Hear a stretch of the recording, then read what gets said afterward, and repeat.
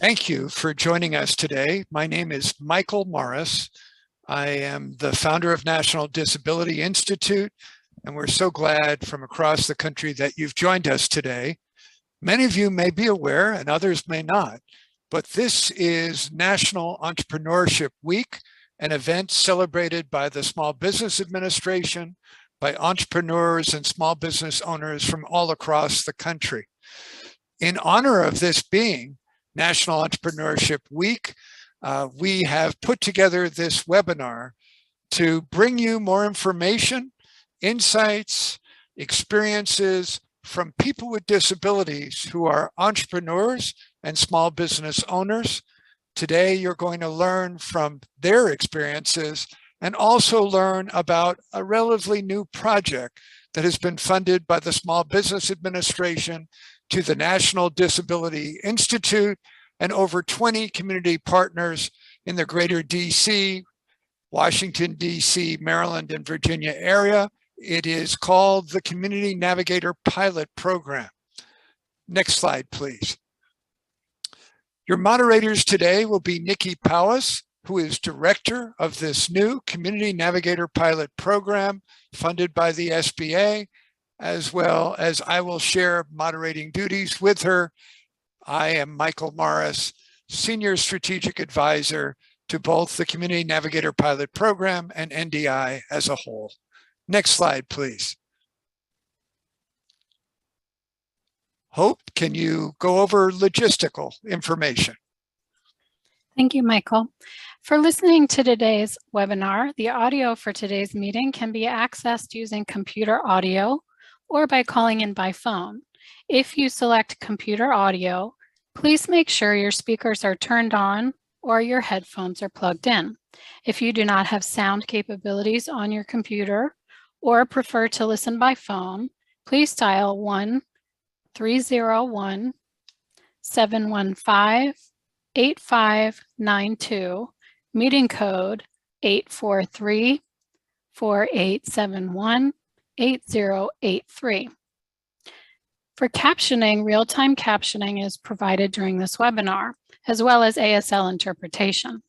The captions can be found by clicking on the CC button in your Zoom controls at the bottom of the screen. If you do not see the captions after clicking the button, please alert the host via the chat box. You may also view captions in your webinar in the browser at streamtext.net/player?event=NDI. For submitting questions, please use the Q&A box, not the chat box, to submit any questions you have during the webinar, and we will direct them accordingly. If your question is not answered during the webinar, or you are listening by phone and not logged in, you may email me at hprice@ndi-inc.org. For technical assistance, if you experience any technical difficulties during the webinar, please use the chat box to send a message to the host or email me, hprice@ndi-inc.org. Please note this webinar is being recorded and the materials will be placed with a transcript on the National Disability Institute website in the webinar archives within 1 to 2 weeks of following this recording. Back to you, Michael. Thanks, Hope. So we're breaking this webinar today into 2 parts. The first part, you will be hearing from our entrepreneurs panel, stories of resilience and innovation by small business owners with disabilities. You may not be aware, and we have learned from research conducted by National Disability Institute last year. Using multiple data sources, we now know that there are over 1.7 million small business owners with disabilities nationwide, and that number is growing. But for many people across the country, the visibility of small business owners with disabilities is not what it should be. We hope today to both highlight several wonderful stories of innovation, the panelists you will hear from, and also tell you about a project called the Community Navigator Pilot Program funded by the Small Business Administration. We are one of 51 projects across the country, more to follow. Please do take the opportunity to ask questions, and we will try to get to as many of those questions as we find in the Q&A part of the screen. So with that, let's go to the next slide. I want us to meet our entrepreneurs, and for this portion of our presentation, I will turn it over to Nikki Powis. Thanks, Michael, and welcome everybody. Thanks for joining us today. And as Michael said, this is Entrepreneurship Week, and we are celebrating that and doing so by highlighting the lived experience of 3 entrepreneurs and hearing about their journey to small business ownership. I'd like to introduce our panel now.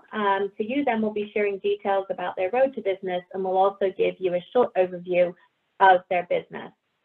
So please feel free to add in the Q&A any questions that you may have of the panelists, and we will try to get to them. If we don't get to them during this webinar, then we will send the answers to your questions out with the archived recording of the webinar. So if we want to meet our first entrepreneur on here, we can see Diana Perkins, and you can see her on screen there as well. Diana is the co-founder and CEO of includesign. It's a product design firm creating products that empower individuals with disabilities. She has degrees in mechanical engineering and industrial design from Brown University, and she turned her senior capstone project into includesign's first product, the Lap Snap. The Lap Snap is a collapsible carry-all designed with and for wheelchair users to help increase independence by enabling them to carry out items hands-free. We will learn a little bit more about that when we get to the highlight of the business. We move to the next one. And we have Adam David Jones, and you should be able to see him. I see him waving at us right now. He is the CEO and founder of Zeer. It's the only corporation and the creator, of the one and only corporation and the creator of Zeer. Zeer is 21st century personal safety software that runs on smartphones and responds to emergencies with machine learning, creating an autonomous safety response system with connected devices. 6 years ago, Adam was violently assaulted. After a coma and lengthy recovery, his attacker was acquitted by a jury. He now dedicates his life to preventing this from happening to someone else. And finally, our last panelist today is Ola Ojewumi. She is an activist, an entrepreneur, and a public speaker. She's a writer and disability rights activist and the founder of Sacred Hearts Children's Transplant Foundation and Project Ascend. Ola initiated these charitable efforts after receiving a life-saving heart and kidney transplant and surviving cancer. Her organizations have awarded thousands of dollars in college scholarships to disabled students, funding for women's education programs, support for global mentorship groups and literacy programs, and distributes teddy bears and books to children awaiting organ transplants. She also created Ola's Truth Boutique, which is a disability pride apparel company. The boutique is transforming the image of disability into something to take pride in and not shame. And again, we'll see highlights of that business in just a little bit. Okay, so at this point, we're going to turn to our panelists. And thank you so much, all of you, for being here. You can sort of see from their bios what incredible journeys they've already been on. So we want to kind of find out a little bit about what the reason was that you decided to pursue your own business. And Adam, I'm going to turn to you first. We got a little bit of glimpse of that in the bio.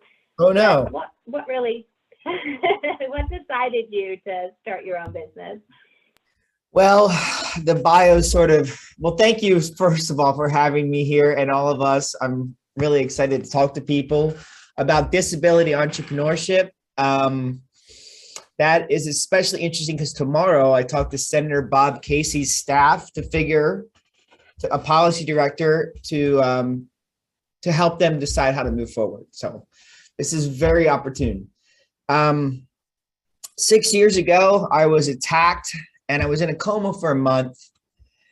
Nobody really thought I would get out of that, but I somehow did survive and fought my way back to learning how to eat, speak, and walk again. And I mean, I was asleep for most of it, so it didn't bother me too much. But what it really did was hurt my family and friends and the surrounding community. And a year after I was attacked, the man who attacked me was acquitted by a jury, though covered in my blood, with my money in his pocket, and threatened to rape my friend moments later and picked up by the police in under an hour. The jury became he said, she said, because I could remember nothing.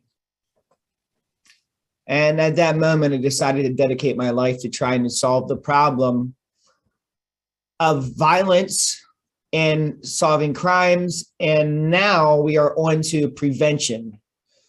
We figured out how to record data, save it to the cloud, put a blockchain encryption around it, and speed up response systems from emergency services.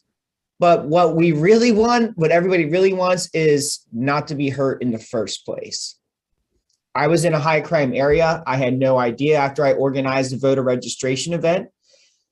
And if I would have known that those details, maybe I wouldn't have been hurt. So that's how I started. And ever since, I've been trying to figure out how to do this. And that's what I've been doing. And that's what I'm never going to quit. Probably these other entrepreneurs understand. Right, absolutely. And thanks, Adam. Ola, I'm going to go to you now. So what sort of decided you to go in the direction that you did? I will say becoming disabled at age 9, I was diagnosed with a random heart condition. And then 2 years later, I was in a hospital and I awoke and I was told that I received a heart and kidney transplant. And as a result, I have walking disabilities. And at age 20, I became a wheelchair user. And for the first time in my life, my disability was visible. And I was still in a deep denial. I'm not really disabled. You know, I can walk a little bit, you know, this is just for distance. So this isn't who I am and it doesn't define me. And so I did an internship program with the American Association for People with Disabilities, and they paid for me for an internship in the Obama White House. And in the Obama White House, they had a lot of people with disabilities in leadership positions. Specifically, my predecessor, Leah Katz-Hernandez, was an intern in my department and she was staff. There was also a special advisor to the president on disability. And I met Claudia Gordon, who eventually was another advisor to President Obama. And she was the first deaf Black woman attorney in the United States. For the first time, I saw myself in them and I saw the capabilities of people with disabilities and that the sky was the limit and that there was nothing wrong with being disabled. And in that internship program, I was surrounded by people with disabilities like me. And they taught us about the disability pride movement, which I had no idea about. So I took what I learned and started a disability pride apparel clothing line that has slogans and statements that say, I'm here, I'm disabled, and I am unashamed. And I don't want your pity. I don't want your admiration. I don't want to be your inspiration porn. I want to exist with equal rights, equal respect, and I want to be able to exist in my body without feeling ashamed of who I am. I love that, Ola. What a wonderful legacy. So let's now go and ask the same question of Diana. Thanks, Nikki. So I actually came up with the idea that became the Lap Snap as part of a senior capstone college project to help my friend Sarah. She was a professor of mine for a class on the history of disability justice, and one day we were chatting as she was eating an apple. There were no trash cans around, so she had to take the core with her to throw it out, but being a wheelchair user, Sarah needs both hands to maneuver around. And she tried to put the apple core on her lap, but it just kept rolling off. Eventually, she let me carry it for her, but it was really clear that she would have preferred not to need my help. And I hated seeing how frustrated she was by such an unnecessary obstacle. So I thought about how I could use my engineering skills to try and address the issue. Originally, it was just going to be a project for Sarah, but she kept introducing us to more and more people who had the same problems. And eventually they convinced us the Lap Snap needed to be a real product people could buy and use in the world. So we started includesign, and here we are. That's great. That's wonderful. Okay, so all of you have started, obviously, businesses with a great deal of passion and reasons from your own life experience and your own journeys and sort of human experience. So what kinds of supports did you have, and what did you feel like you wish you needed and that was missing, so that sort of folks that are in the space of working with entrepreneurs and helping support them can sort of understand and see, are there some missing pieces, what works really well? So Ola, I'm going to jump to you first this time. What I wish I would have had was more funding. I had to put a lot of my own money into starting Ola's Truth Boutique. But what I did have was mentors with disabilities, and they were also Black women with disabilities. And I put out some prototypes of one of our most popular shirts, Black Disabled Women Matter. And I remember putting a prototype online, and so many Black women with disabilities were anxious to buy it. And a lot of them were my mentors. We are a small and mighty tribe of women. And so having their support and this demand and this need to feel included and recognized, because racial justice intersects with disability justice. I'll give you an example. 50% of people killed by the police are people with disabilities, many of whom have mental disabilities. And that's also a racial justice issue. So being able to see how racism and ableism affects people of color with disabilities and to be able to create products that cater to that identity was really important to me. Thank you, Ola, and that's a great point, that intersectionality of disability and race and how significant that is. So Adam David, I'm going to ask you the same question. What sort of supports did you have, and what did you wish you had? Well, first of all, if it wasn't for my family and friends, I would have had almost no support to this day. Luckily, the blessings of my life is I surround myself with intelligent, kind people. So that's the first thing. So I've been well supported in that way. I wish I would have had more technical experience because I don't know much about technology. I'm sort of Gen X, Xennial. But that's okay because I have a mission and I want to do it at scale. So I learn as I go. Let me see. But basically the thing that I wish I had the most early on was experience. But over the last 6 years now, I'm leaned on whoever I could to teach me how to do the best job I can. So, but much like Ola just said, now it's time for funding. I put it off as long as I could. Right before we started this, I was talking to the group a little bit about, I met with CityCoins, the guy who started CityCoins early today about funding. So anyway, that's how I got here. And thankfully for my friends and family, it's doable. It's possible. Thanks, Adam. We hear so often that people start their businesses with their own money or family funding, and funding is a big one. So thanks a lot. Diana. Yeah, so similar. I've also had an incredible support from my family and friends and community around me. And we've been really fortunate to have support from a lot of wonderful local organizations in Rhode Island as well. The Nelson Center for Entrepreneurship at Brown helped us a ton when we were getting started. And SEG, the Social Enterprise Greenhouse, was the first accelerator that we did that really focused on social impact. And obviously it's important to make money because otherwise you can't continue to run your business, but actually balancing your bottom line with what you want to accomplish. And most recently, we won a pitch competition on the future of retail as part of an accelerator with ADUSA, a multinational grocery store brand that owns Stop and Shop. And we're in talks with them right now for a pilot program. What I found missing was two things. First, actually running a business is way more than just making a business model canvas and coming up with a bunch of KPIs. So lots of people helped teach me how to start a business, but no one really told me how to keep running it.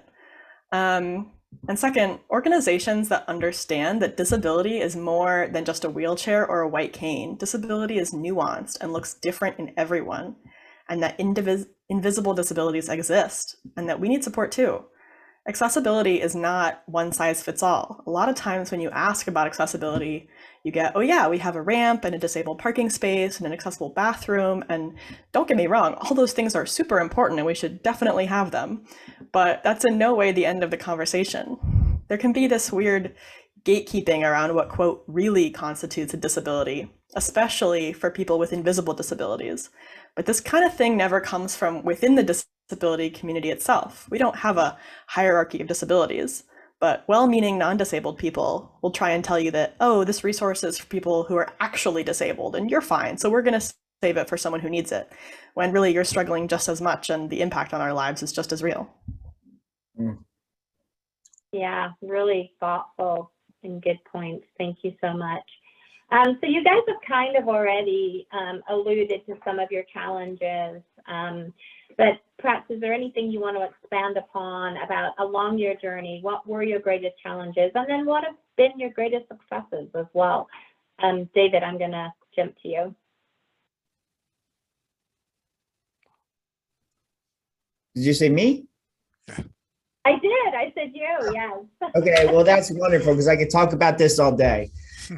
So I was in a very, very different place in my life before my traumatic brain injury.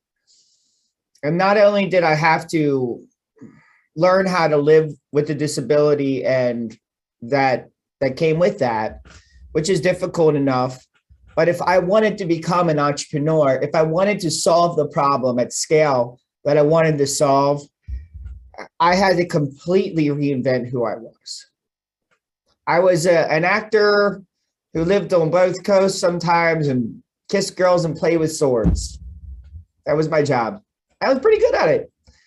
But I had to completely reinvent myself from the ground up, one day at a time. Every day, find new challenges, and then work sometimes for months to overcome that one challenge. And I'm still in that process. So that was the most, and is the most challenging thing, but also the thing that brings me so much joy and joie de vivre. And I just feel really grateful for this tragedy. And that's the most important thing to me. Wonderful. What a great attitude and a great perspective on it as well. Ola, how about you? Beyond what you've already said, greatest challenges and also greatest successes. Well, I would say in terms of getting disabled models, in terms of marketing, we were using a service that had, I can't remember what it's called, but you could put the image of your item on a model. And all of our items had disability in some way, but all the models, the stock photos were of people who were able-bodied. So I would constantly get messages. They're like, well, why are you only choosing able-bodied models? And I'm just like, this is just what's available to me within my budget. If I could afford to have a photo shoot with a bunch of disabled models and pay them fairly, I would. So that sort of representation in fashion was lacking, but I'm seeing more and more now that they're including disabled models and stock images, and we're able to market to disabled people better. And one of the greatest successes was I shared some of my struggles openly about starting a business. And I was invited by one of the judges on Project Runway. Her name is Elaine Welteroth. She was the second Black editor in Condé Nast history. She was the editor of Teen Vogue. And she invited me to New York Fashion Week to participate in Project Runway's final fashion show. And it was great. And there were disabled models. And I'm like, I see myself in fashion. This is beautiful. This is great. I'm in New York. So that was one of the major successes for me. That's a great story. Thanks so much. I just want to also mention that in the chat, somebody was agreeing with Diana about, the accessibility and things that are not, in Braille or large print or accessible to screen readers. And so often, you talked about access to capital, applications for funds and things like that. Oftentimes they're not screen reader accessible. So those are always barriers. So Diana, yes, your challenges, successes. Yeah, so like everyone with a physical product, COVID and the disruption to the supply chain have been a big issue for us, and also getting access to the funding we need, both to carry us to break even and now for expanding our team. And also just having to teach myself the skills to take a business model canvas and turn it into a reality. When I started includesign, I was just an engineer and a designer. I didn't know anything about finance or IP or taxes or business formation law or marketing or social media. It's all stuff I've had to pick up along the way. In terms of successes, we ran a Kickstarter this summer and we hit our funding goal in just 1 week. That was pretty amazing. And even just having a product that really exists and is available is honestly just an incredible feeling. Wonderful. I'm going to actually go to one of the questions in the chat. Cameron Doss is asking, how have you been able to build successful relationships with financial institutions? And maybe you haven't yet, but have any of you been able to do that? I'll just open it up to if anyone has. Go ahead, ladies. If any of you have, I have not. I have not. I'm completely self-funded. Yeah, same. Same. With my nonprofits, Okay. some corporate sponsorships from like Glamour, Zipcar, and I'm partnering with different disability nonprofits to get funding for my nonprofits, but entrepreneurship, not so much. I'd like Okay, so there you go. Yeah, go ahead, Adam. you know, for us, it's, and for every entrepreneur, but I think sometimes people with disabilities, it's even more difficult to raise money from investment because there's some stereotype. And also, a lot of times our credit scores might not be perfect because it's hard to hold a job. I haven't, had a real job for nearly a decade now. So I don't have the credit to do that. Right, you bring up a good point, Adam. I've heard that oftentimes from others as well. And also, Ola had mentioned earlier, ableism and sort of the perception that perhaps, there's an inability to perform as well, or, things like that. So Ola, were you going to say something? Yeah, being an entrepreneur is about being a hustler. I have at least 2 jobs. You learn if you wanna fund, you gotta hustle. That's not an option for everyone, especially a person with a disability. Like, I'm very privileged in the fact that I can work from home. I have a little bit more energy than some of my counterparts. But yeah, it's hard. Right. So I guess we would say to our audience, if there's anyone out there that works within loans, capital access, things like that, and they have ideas and suggestions, then certainly pop that in the Q&A for us. Okay, so you're the next question is about what stage of business development you're all in, and we kind of really have already sort of addressed that. So I think I'll skip over that. Diana, you had mentioned that COVID had impacted your business. Because of you're developing a product. I don't know that Ola and Adam, I don't know that you mentioned that. What about for both of you? Adam, has your business been impacted by COVID at all? No, because we are about to go to market. Before COVID, we were going to release a B2C, business to end user customers, likely freshmen incoming students at universities and cities. And we were just going to go there and talk to parents and talk to young people. And then with COVID, everybody's at school from home and nobody's going out with their friends. And the necessity of a next generation 911 system that responds to your voice when you're in danger became irrelevant. So for the last 2 years, we've been hunkered down and just trying to prepare a B2B market for the university itself. So my process hasn't changed, but I had to put my go-to-market on hiatus. Makes sense. Okay, Ola, how about you? Well, COVID has affected my business because people with disabilities, we generally, a lot of us do not have disposable income. So it's not an easy business to be marketing to that group, to our community, because disposable income is even more scarce now with the pandemic. But we responded to COVID by creating a design for hospitals and medical facilities that include the word COVID survivor on t-shirts, fanny packs, hoodies, coffee mugs. So we're like, okay, let's embrace the pandemic and put something out there. Right.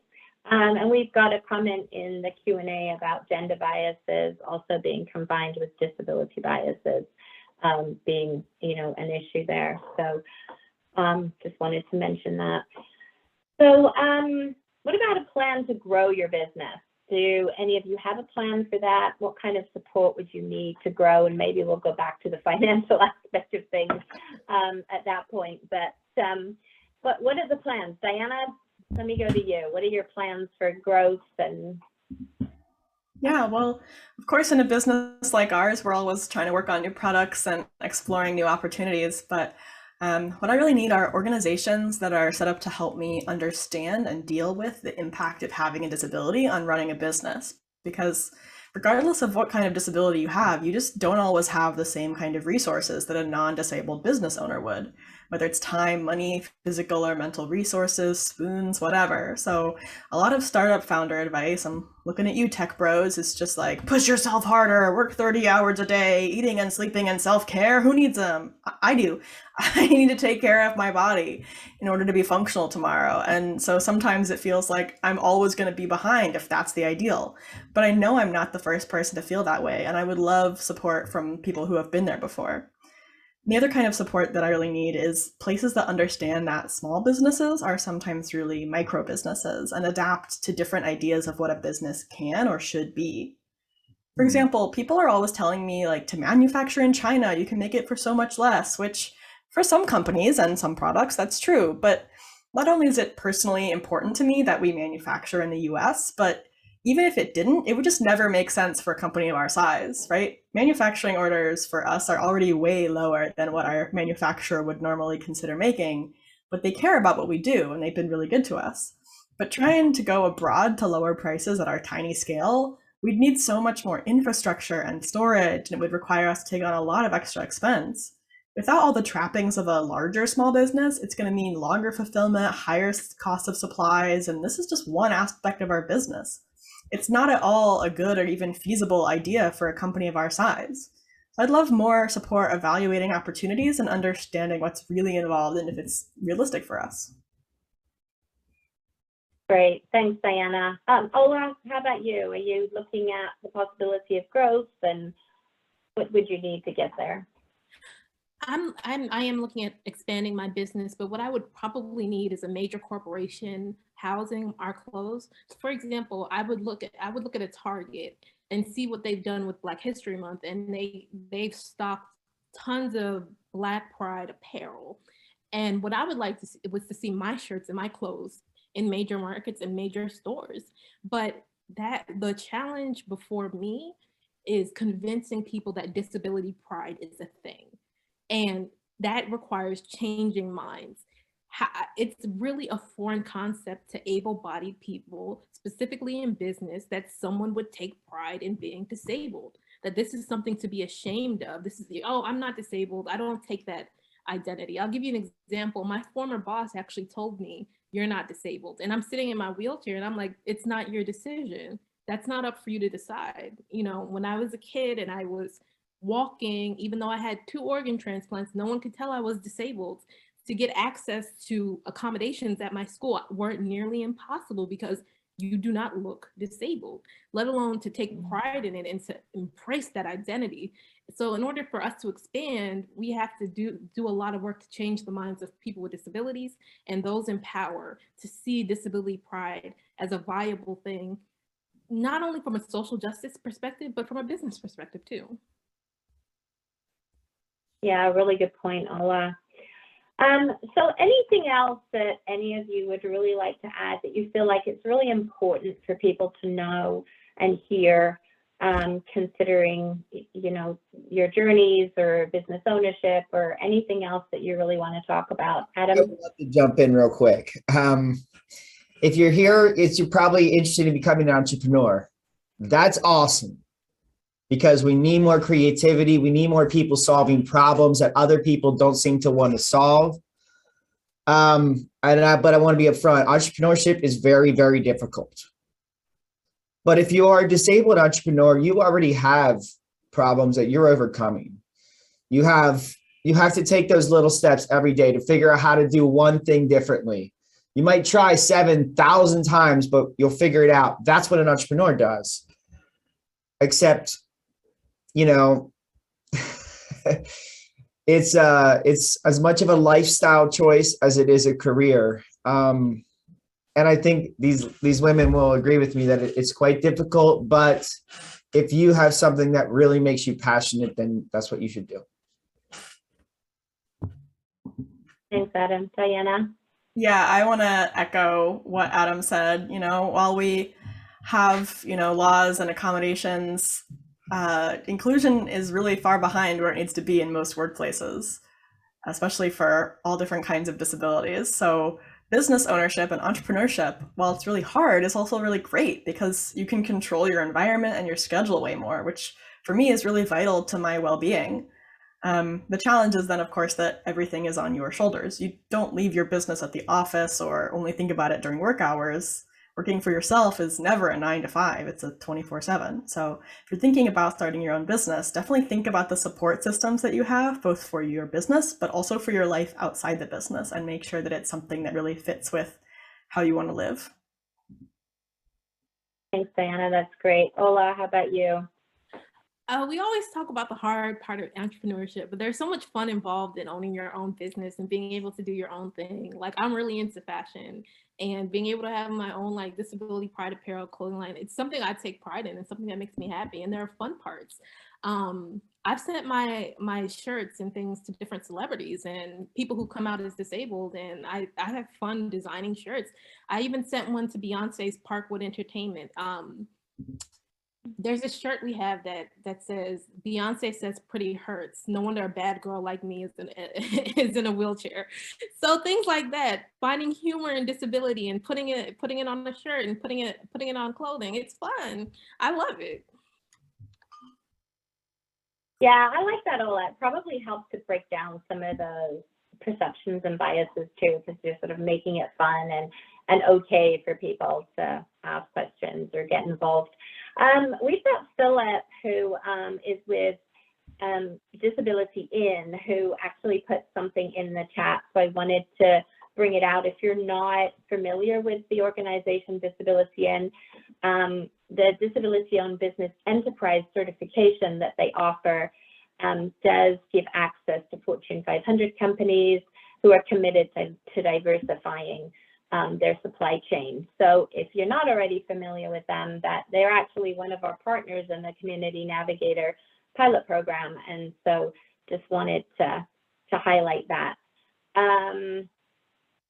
We've got, I'm trying to see if there's somebody had their hand raised just now. Hope, did you see that, or was that just a mistake?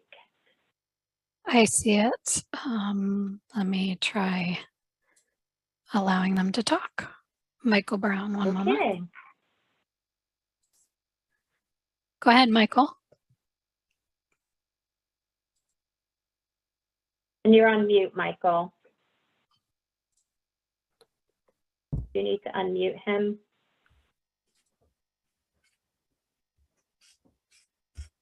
I asked to unmute, Hello. but there we go.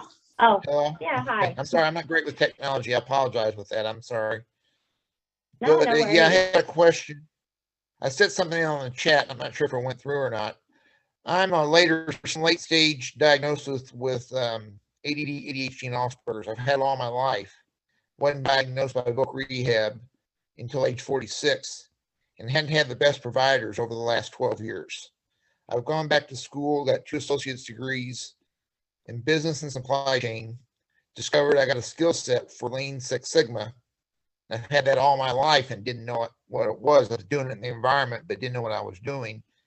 And now I've been trying to get my green belt certification for 5 years. The state that I'm in, voc rehab doesn't want to help me. Work One doesn't want to help me. And I'm having trouble at my university now, where I'm going to school for my bachelor's degree, because they don't have a whole lot of support for people on spectrum with spectrum disorders. And I've opened up a can of worms there, and they're upset. I'm actually missing this semester because of their actions. So I've got in contact with people, and things are starting to move, but it's a slow process. And I've got 3 ideas, one dating back to 1996. I can't go into a whole lot of details with her. I'll give away my ideas, what it's all about, because I'm not patenting with it and so forth and so on. But it uses existing technology we've had for the last 60 plus years. And all I'm doing is trying to rework it into another system to be used, to be beneficial. And I can't go too more with it. I might expose what it is. You understand what I'm talking about? I don't want to expose it until I know I can protect myself. I'm not IT Right. certified or IT branded, so to speak, with this stuff. Everything looked good on paper. Physically, it could work. It's just making the right contacts with the right people in partnership, whatever it might be, to get the stuff done. It's hard to explain what I'm saying. I apologize for that. But it's just a situation where I've been on the spectrum all my life and it wasn't known in my K through 12 experience, because I'm almost 60 years old now. And it's just a little difficult. I'm sorry. And I had another we idea really that I'm working on appreciate it. for 5 years. I got some Okay. physical things made up. But I apologize. I'll let you go. We only have some amount of time here. I Oh, apologize. yeah, no, we do. So, but Michael, stay on, listen, because you're going to hear about the Community Navigator pilot program, and I would have you connect with us and see how we can possibly help you going forward. Adam, one more quick thing, and then we probably do need to move on. Oh, no, I was just agreeing that Michael should stay on and listen to what's coming next. That's all. Right. Oh, okay. All right. Yeah, good. Great minds, right, Adam? We both thought that. Okay, so thank you to the panel. We do have a lot of other questions. There's lots of questions coming in. We will get to them and answer them and post the answers along with the archives to the webinar rather than be able to answer them to here for the sake of time. So let's move back to our PowerPoint, and we do want just each of our entrepreneurs to take a minute to let them know what their business is, how you reach their business, their website, that sort of thing. So Hope, if you could pop the PowerPoint back up.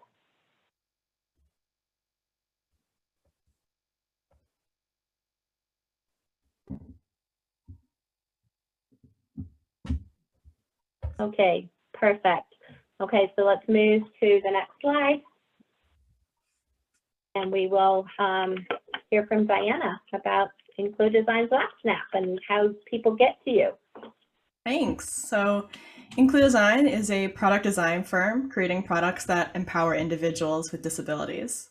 And our flagship product, the LapSnap, is a collapsible carry-all that helps wheelchair users increase their independence by enabling them to carry items hands-free so they can have their hands available to maneuver themselves or do whatever they're trying to do.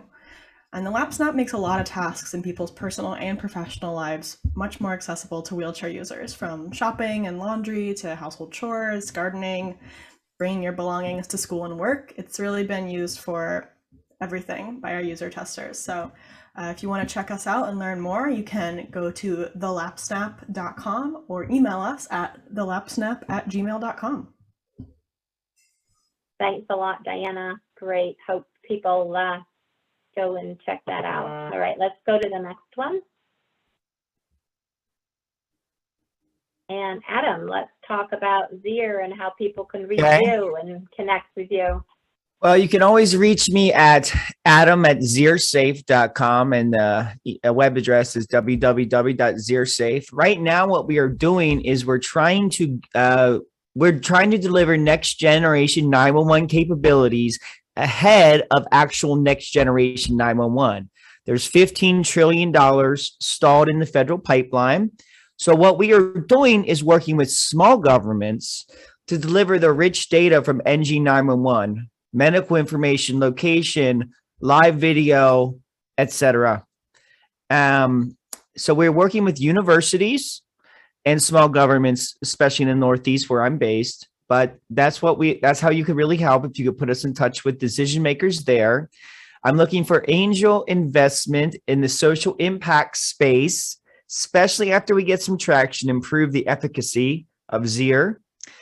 And I'm looking for some people on my advisory board. I don't have a permanent member from the the higher education space, like a previous president of a university. And I'm also looking for somebody from the safety space, like, for example, a retired captain of a police department. So that's how you can help me. Again, Adam at ZeerSafe. And this has been a delight. Thank you.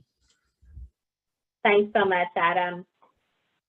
Okay, well, the next slide is going to be Ola, and we've heard already a little about your business, but we want people to know how they get to you and how they can buy some of that great apparel.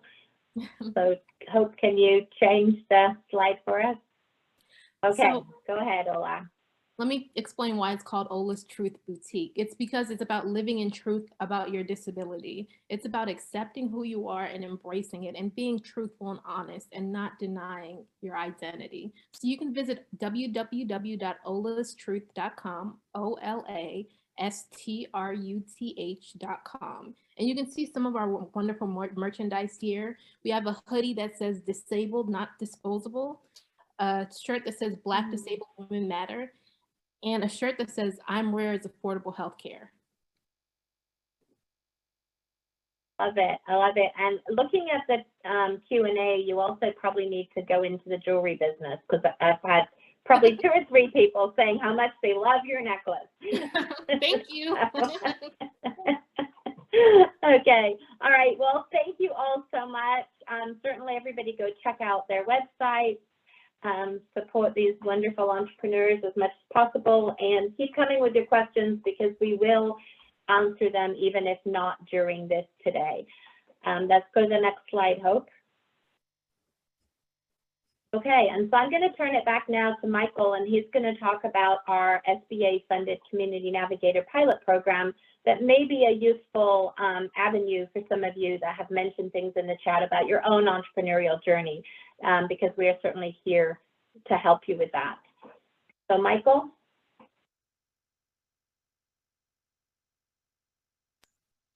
Okay.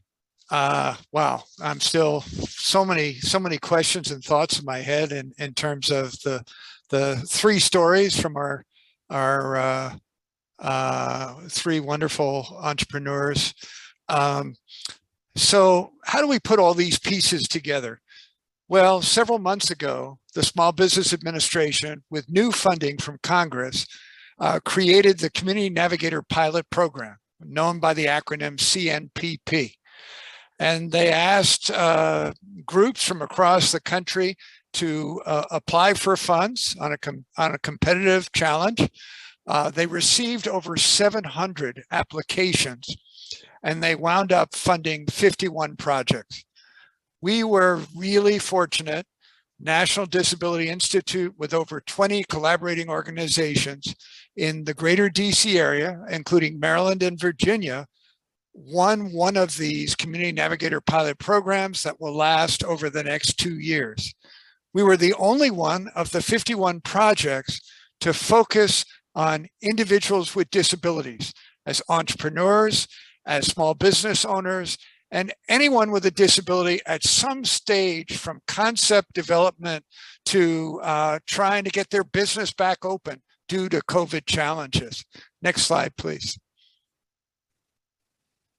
A little bit about National Disability Institute.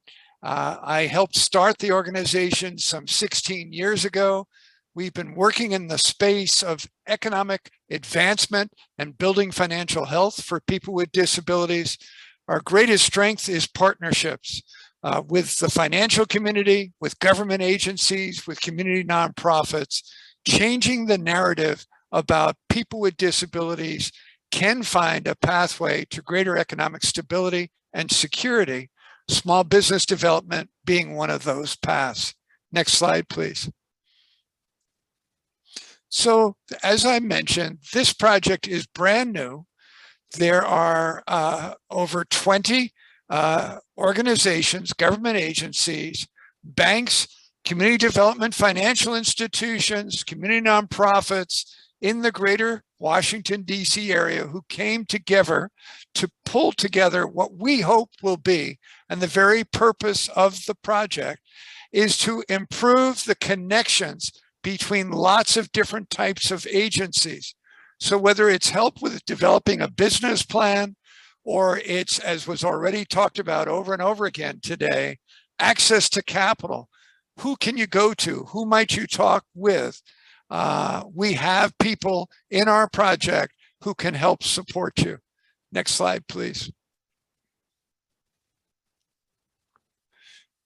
Our goals is to support entrepreneurs and small business owners with disabilities at any point of the business life cycle, from concept, startup, reopening, growing a business. Our goal is to reduce barriers to underrepresented and underserved entrepreneurs with disabilities and others with disabilities also challenged at the intersection with race or ethnicity or gender. To improve the greater DC area ecosystem of coordinated comprehensive small business development services. We're working with all the small business development centers in the greater DC area funded by the SBA, but who have not perhaps done as much as they would like, but working with us and other partners, really beginning to make a difference in responding to the needs of entrepreneurs and small business owners with disabilities. And as I mentioned, your need may be in business conceptualization, it may be in access to capital, it may be in understanding and getting help with marketing and communications, management and business development. It may be legal assistance or preferred contracting status to whether it's from private companies or from the government. Our hope is we can build the relationship between many, many different types of group to make a difference in the greater DC area over the next 2 years as a pilot, and hopefully prove that this can work and we can do this in other major cities across the country. Next slide, please. This bubble chart attempts to really share with you the array of partners we have. Large banks like JP Morgan Chase, TD Bank, community development financial institutions like Life Assets, and the Disability Opportunity Fund, economic development corporations in both the Maryland and Virginia suburbs, government agencies, the state vocational rehabilitation agencies in Virginia, Maryland, as well as DC, and others like Gallaudet University, which is going to be working with a cohort of entrepreneurs who are deaf, like Diego, who you're going to hear from in a moment, and his extremely large and growing incubator working with entrepreneurs in DC and across the country. So it's a large group. Our hope is we can build the ramps, the linkages, the coordination that can be sustained well beyond the 2 years of funding. Next slide, please. So our key partner, and really who helped me so much in conceptualizing this project proposal to the Small Business Administration, was Diego Mariscal, who is the founder of Together International. I probably have completely boxed up your name. You'll pronounce it better than me, I know. But Diego has become a friend, a confidant, and is doing amazing things in this space with people with disabilities. Let me turn it over to you, Diego. Michael, thank you so much. What an amazing, amazing introduction. I was just looking at my notes just to prepare for this conversation, and I saw that we first connected in 2018. So it's been quite a while in the making, but really, really glad to be partnering with NDI and with you on this, and really also excited and proud to see so many of the Together International entrepreneurs also represented in the panel today, and to hear about their successes. So I'll share a little bit just about Together International in general, and then I'll go into the specifics of the program. But as Michael mentioned, I'm the founder of Together International, and it really stemmed from my own personal experience, as many of the entrepreneurs that you heard about today also can relate to. So I was born in the United States by accident. My parents, who are both Mexicans, were shopping, and I was born 6 months and a half into my mom's pregnancy. She jokes and says that I've always been really stubborn. Even before I was born, I wanted to get out quickly. And as a result of that, I have CP, cerebral palsy. And growing up with a disability, I quickly realized that there were a lot of barriers, that my brother, who doesn't have a disability, for example, didn't need to overcome. But more importantly, what really struck me was how society viewed people with disabilities differently and viewed me differently. I remember asking a kid if he wanted to play with me, and he said that his dad didn't let him play with weird kids. And so really at the core of my life's work has been around how do we change perceptions of folks with disabilities. And then I realized, well, as people with disabilities, we have to solve problems every day. We have to figure out how do we get dressed, how we drive, how we communicate. And at the same time, that mindset is similar to an entrepreneurship mindset. And so what if we could support people with disabilities to become entrepreneurs, given that they're already kind of primed to be entrepreneurial in their day-to-day life? And so that's really where Together came from. And now we are one of the only accelerators in the world run by a person with a disability and looking at supporting other entrepreneurs with disabilities as well. As Michael mentioned, we're one of the key lead partners in the grant, and so I can go into the specifics of what that support looks like. If you can go to the next slide. Great. So as I mentioned, our purpose to redefine disability as a competitive advantage for business and creating more equitable entrepreneurship ecosystems. Next slide. This is a little bit about our team. I would be remiss by saying that this is all by myself alone. Both Susie and Kevin have been instrumental in helping us move to the next level. Also, as our organization, they're amazing. They have an amazing background. And just as a point of information, we will be sharing this whole slide deck with you folks after the webinar. So even if I don't get to all of them in detail, we'll be sure to share all that information. Next slide. Great. So we provide a variety of resources that I'll go into for entrepreneurs with disabilities. And specifically for this grant, we'll go into specific type of services. Next slide. Great. So weekly office hours with staff members from Together International. Now, this is specifically as part of the Community Navigator program, but we want to provide weekly office hours where you can come and talk to us about the various challenges that you're facing as an entrepreneur. As you saw from the team slide, there are people that specialize in startups. Susie has an experience in grant writing and in business development at various stages. So really getting clear advice from people that have been on that journey also, right? I've built this organization from the ground up. And so I'm happy to share some of that experience as you continue to grow your ideas and your business.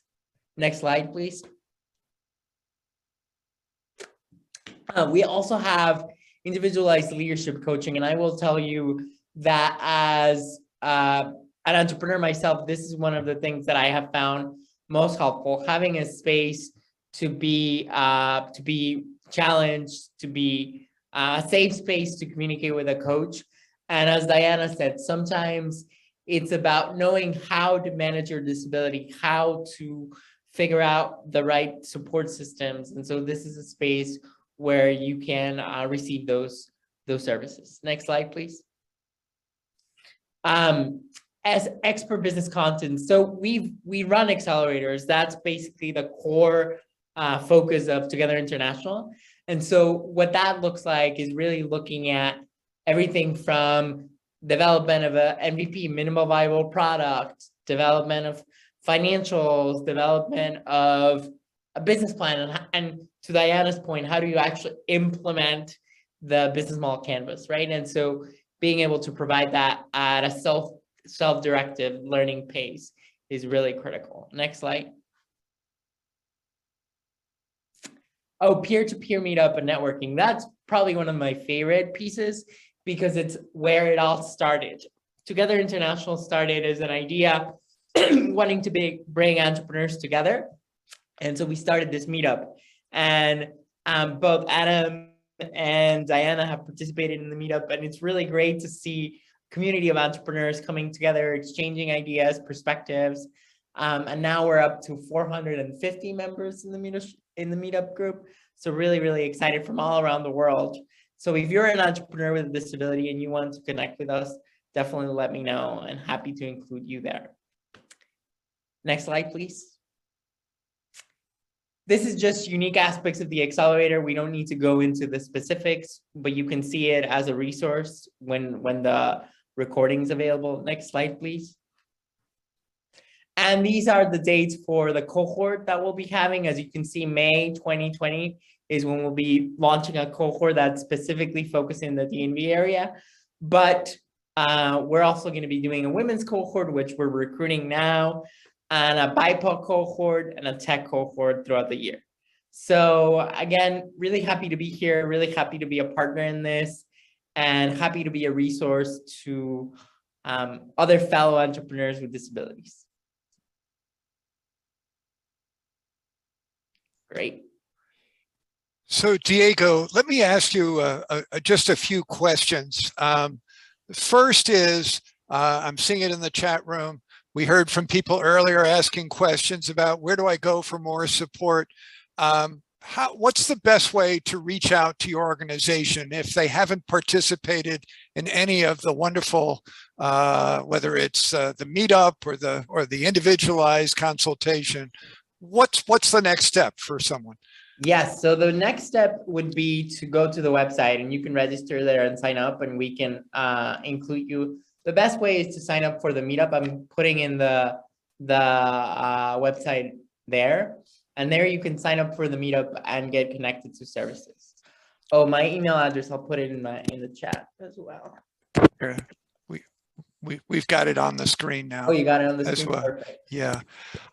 Another question, and I know it's really exciting. You spent considerable time with Google. Google reached out to you, and you're moving forward on a relationship that will not only impact people here in the greater Washington, D.C. area, but potentially all over the world. I wonder if you can explain more about that relationship and your aspirations for what's ahead. Yes. Thank you so much for bringing that up. Super exciting. So through the meetup, we had a woman from Google. Her name is Hannah Frankel. Come to the meetup and really, see the types of entrepreneurs that we were supporting and become part of the community. She identifies as a person with a disability, and then from there, we really started talking about, well, she works for Google for Startups, which is the department that supports startups. And through that conversation, we took about a year, but really started talking about how can we support entrepreneurs at scale and use the expertise that Google has supporting entrepreneurs. And so with support of Google for Startups, we were able to launch our tech cohort last year, which super excited to tell you that Adam was a part of it.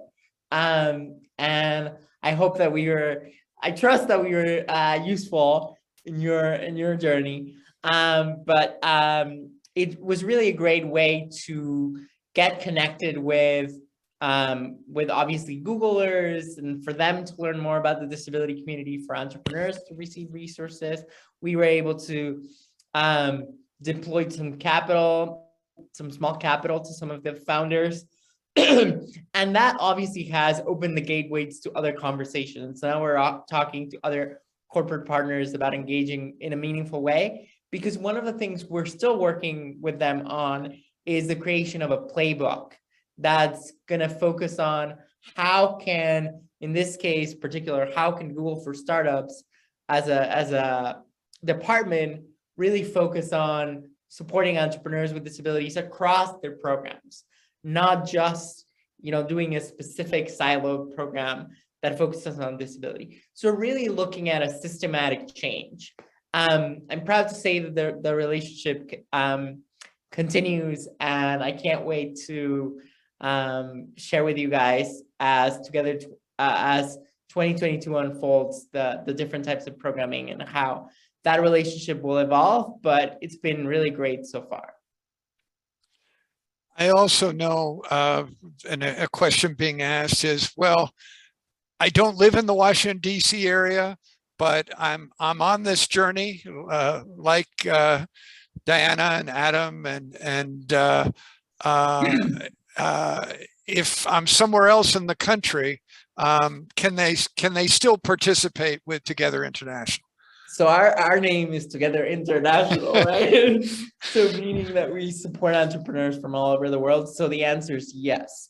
It probably won't be as individualized as we describe now with the coaching and the office hours and all that, because of bandwidth issues at this time, and because our priorities are on the cohorts that we laid out. But in terms of the meetups, in terms of giving some support and guidance, of course, we are happy to help. In fact, many of the people that participated in the tech cohort last quarter were from different parts of the world. And I know, because I had the lovely experience of being in attendance virtually, you do your own version of Shark Tank. And Yes. I wonder if you could talk a little bit about that, and maybe what really astounded me was many of the businesses that were featured were very high tech. And I wonder if you can talk a little bit more about that. Yes. So as an accelerator, we do a pitch competition at the end of the program, where we invite investors, we invite leaders of the community, leaders in the disability space, and entrepreneurs get a chance to showcase their businesses. And it's really a great way for folks to see a transformation between when they started to where they end, because you really see a progression of accelerator support in 3 months, right? And the other big component for the community at large is really the education around disability, because suddenly you have 6 people that are not only pitching, but also educating the community at large about disability and about the challenges that they face. And so really thinking about how do we support the entrepreneurs so they can think about scalability and growth and really think large scale. That's why you see this, high tech component. But then also for the general public, how do they learn more about disability from an empowerment perspective, from a competitive advantage for business perspective? So, and then the last thing I will add, and I don't think I've shared this with you, Michael, but one of the things that we're working on is on developing a fund to be able to invest in the entrepreneurs that we support at the end of the program. And so a lot of you guys mentioned access to capital as a major barrier. And so we want to be that resource that is also able to bring that. Still in the very early stages of development. We can't, it's still in the baby steps, but it's something that we are seriously looking into and considering. Diego, I'm glad you mentioned that. And I saw a question in the chat box from Anonymous, probably because they didn't want to be inundated with requests. But we had early on today, someone said, how do I make contact with one of our 3 entrepreneurs who were featured today in terms of investing in their companies? So I think that there are people out there who are becoming more aware and do want to invest, whether it's early stages or later stages of venture capital, that this whole notion of people with disabilities dreaming up and building incredible products and services is really becoming more visible than ever before.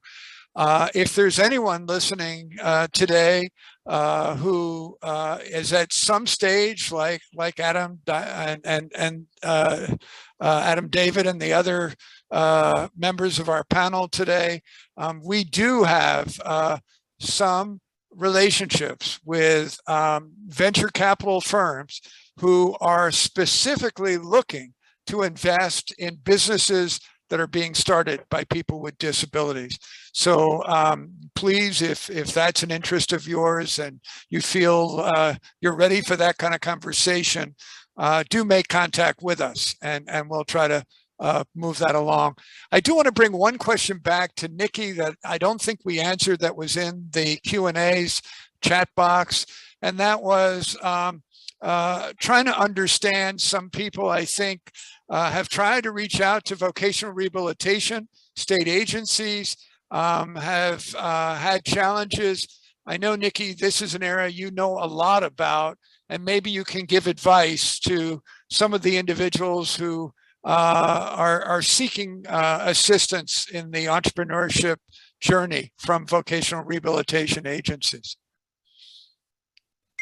Yeah, that's a big question, Michael. So obviously every state has a state vocational rehabilitation agency, and their primary mission is to help people with disabilities either re-enter the workforce or start a new job if they're youth coming out of college, things like that. And also self-employment is a piece of that. I think one of the things that most VR agencies would tell you is that their counselors, while they are very, very well adept at working with individuals with disabilities in multiple aspects and able to and trained for rehabilitation, their expertise is not in business development and entrepreneurship. So actually, we are partnering with a nonprofit organization called Griffin Hannes Associates, who have some funding outside of the SBA grant, to really provide some additional support and training to those VR agencies and to those counselors so that they have a little bit more knowledge. But also part of what we're doing within our ecosystem development under the SBA grant is to really bring together those different expertise and partnering. So, you know, one of the things that was talked about on a meeting earlier today actually was perhaps sort of bringing some of that disability expertise to those like small business development centers or areas where they're more savvy on the business development side, and then can have the expertise and partner with that. So I think, you know, there's some limitations and some things that happen nationally because of that. Certainly vocational rehabilitation agencies are able to support business startups and do so, just probably not to the level that many of us would like to see, but that is shifting and changing. You know, we're trying to work on that. And if anybody's got some experience that they've had, you know, we would love to hear if you have a success. I mean, actually, we do have a question in the chat about, were any of you involved in vocational rehabilitation services in your state, and what assistance did they provide? So I'll ask the three of you, were any of you involved with voc rehab at all? Adam or Diana? How was it? No? Okay. All right. Well, you know, that might be something that we want to look at in the future is, oh, somebody put in the chat, they used to be a counselor, very difficult job. Yeah, and I think that's true. Diego, what were you going to say? Yeah, so I still am involved with vocational rehabilitation services, and I will tell you that it's very, very difficult. It's a very difficult system to navigate, because also the counselors, as I'm sure this person will attest, tend to be overwhelmed with cases. Some of them are handling hundreds of cases at the time. And so I think this is where together, organizations like Together and hopefully Together can be helpful, because we can help you navigate, depending on the state that you're in, thinking about how are you approaching your counselor, what's the right approach, what are the right questions to ask. I've been lucky enough to be to have a network of mentors that have helped me navigate the very, very complex system that is VR. And so it's not something I would not encourage you to kind of go at it alone and try to figure it out. It's something that you really need a support system around you, and we are happy to be that support system. Yeah, and I would also add, I think Michael said our sort of area, our regional area is Maryland, DC, and Virginia, and we do have in our consortium and partnership the voc rehab agency from all three of those states, all of whom are very interested and happy to work with us and expand what's happening, as are others around the country. So we can certainly help navigate some of that as well. So thanks, Diego. Anything else, Michael? Otherwise, we could turn to let's go to the next slide, I think. Questions. Is there a Next is just contact information and then additional resources. Oh, can we put the additional resources up, Hope? Sure, one sec. Oh, while that's happening, Anonymous, if you're seriously interested in investing in entrepreneurs with disabilities, please definitely get in touch with us, because we're happy to be a resource for those people. One of the other questions while we're pulling those resources up in the chat is if any of the businesses operate in opportunity zones where impact investors can take advantage of tax breaks. So Adam or Diana or Ola, do you operate in an opportunity zone? What was that question?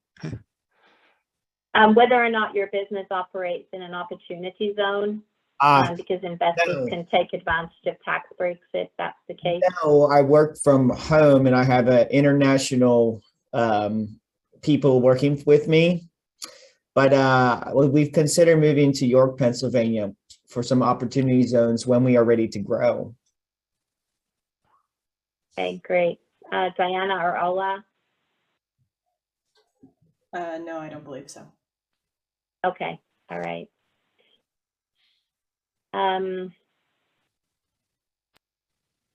See, any other questions on here? Okay, Michael, did you want to talk about the resources? I just, before we end, I wanted people to see this list of linked resources. Again, the PowerPoint will go out, be made available to you. The Community Navigator program has a landing page on the National Disability Institute.org website. We are working on a freestanding website that is coming soon, but there are also links to Together International, as Diego has talked with you today. If you're interested in certification as a disability-owned business enterprise, another of our collaborators is Disability In, and they can help you. Disability Opportunity Fund has both grants and lending capability for entrepreneurs and small business owners with disabilities, and they will work with anyone anywhere in the country, not just the greater DC area. Life Asset is a community development financial institution serving the greater DC area and also may be a source of financial resources. And then we have listed out the small business development centers in Virginia, Maryland, and DC, who are collaborating with us, and women's business centers in Virginia, Maryland, and DC, also funded by the SBA. And our goal and aspiration is, after 2 years, there will be greater awareness, intentional support, and receptiveness and responsiveness to people with disabilities somewhere on this path of creating a business and having a different path in terms of economic viability and strength. So this set of links will be made available to you. Okay, and maybe I'm just going to go back with, Yeah. I was just going to see if we could answer any more of these questions really quickly. okay. Somebody also asked, how has the Community Navigator pilot program helped entrepreneurs advance their businesses? We've actually just received the grant a couple of months ago, so we're in process of doing that, and that's sort of why we're trying to get the word out and get people to come to us, use the resources of our collaborative partners. So let's see what else there is.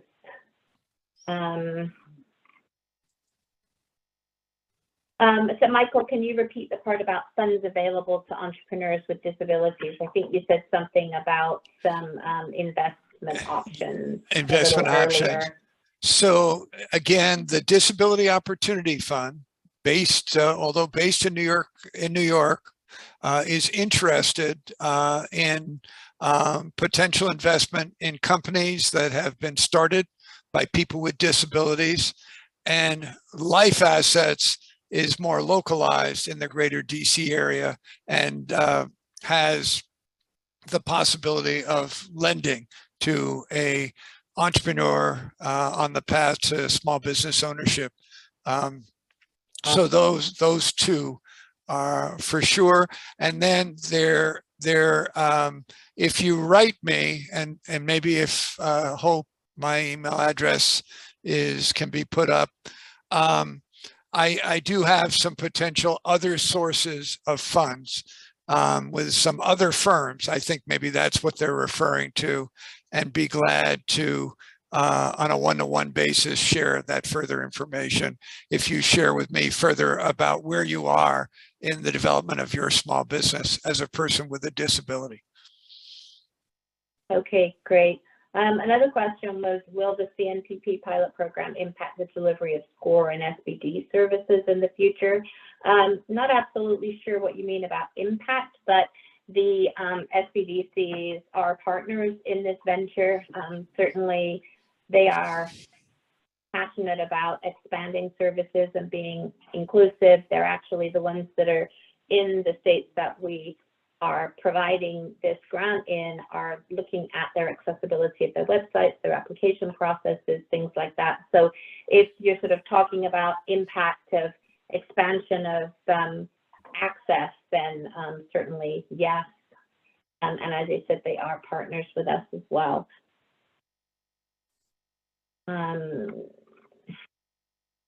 Any of the other questions? Oh, a couple of questions. Are there any opportunities for transition age youth? And in parentheses, you've got 17 to 26. There are some programs through vocational rehabilitation for transition age youth, but those ages are a little outside of that. But certainly contact us. I mean, we're going to help and work with people across the age spectrum. Adults, certainly. I mean, 17 might be tough with getting some services, but I'm certainly willing to connect as much as we can. Additional resources, yep, those will be available. The PowerPoint will be available on our landing page. Nikki, those resources are available right now. If you go to the website, and you can, I've been putting the link to where the archive of this webinar will be posted, and there's a button there right now where you can go ahead and download the slides from today, and then following the webinar, the archive of it and the transcript will be posted there, and I'll post it again, the link right to that page in the chat. Wonderful, thanks so much. And I do see that our entrepreneurs have been answering many of your questions along the way, so thanks for that, all of you, Adam, Diana, and Ola. So we just have a couple of minutes. So any parting words, Diego or Michael or any of our entrepreneurs? I think we'll just close with this has been a wonderful way to celebrate Entrepreneurship Week. I think people joined us from all across the country, both people in the disability community, the financial community, the small business community. And I think all of us walk away with a greater sense of awareness and appreciation of the contributions people with disabilities are making to the economy, and dreaming up and starting and growing small businesses. So I think it's been very, very exciting. I want to thank Ola, Adam David, and Diana for sharing so much of your own personal experience and both your challenges and successes. And thank you, Nikki and Diego, for your participation today and really filling in answers to so many questions. I really think that what Diego has already learned as the number of people who reach out to Together International, this is a huge audience worldwide, as you say, not just in the United States. And we have dreams of someday in the future convening a national and someday maybe an international meeting of entrepreneurs and small business owners with disabilities to share stories like today and share successes. So thank you all for joining us today. And I think we can draw this to a close. All right. Thanks, Amazing. everyone. Thank you so Yeah. much. Bye-bye. Bye. Forward.